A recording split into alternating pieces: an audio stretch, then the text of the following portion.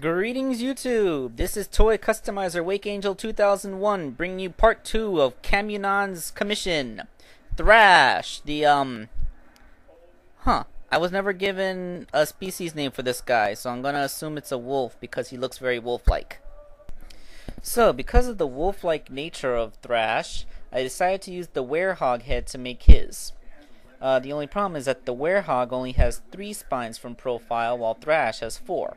To solve this problem, I cut off the middle top spine and reattached it at a higher angle, which allowed me to put on 2 more spines in between.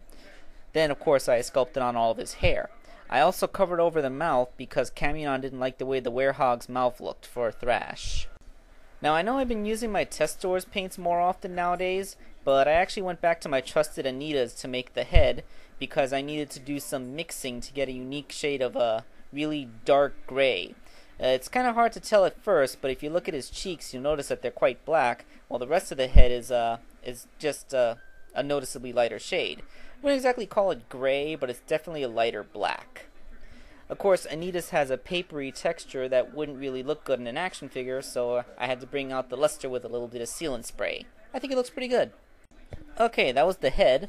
The rest of the figure is pretty much a composite. It used Wave's legs, Tails' body, and the hands off of a werehog gashapon. Yeah, you heard me right, the gashapon. Alright, thank Henry Ford for modular parts, because I was easily able to put Wave's legs onto Tails' hips, and as per Camunon's request, the tail is scratch made out of Super Sculpey.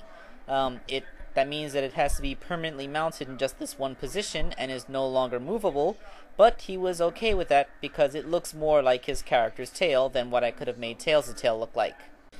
Alright, now for the werehog's hands. Take a look at these things. They come from the gashapon, which is a 2-inch scale figure that you saw in the picture before, significantly shorter, but his hands are actually as big. In fact, they're a little bit bigger than Tails' hands. That's his other character, Sparks there, which used a Tails hand, and it's pretty... Werehog has some big hands, especially when they're open.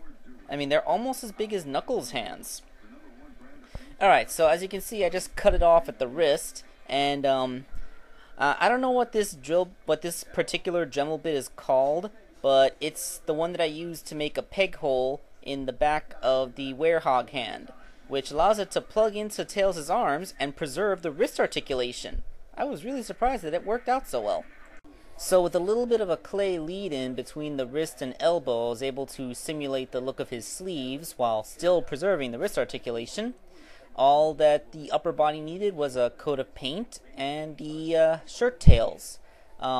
It's just a piece of rubber, the same rubber that I used to make Scourge's jacket, with the inside of it painted red to look like the lining, and it worked out pretty well.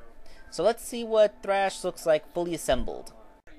So here we are, Thrash.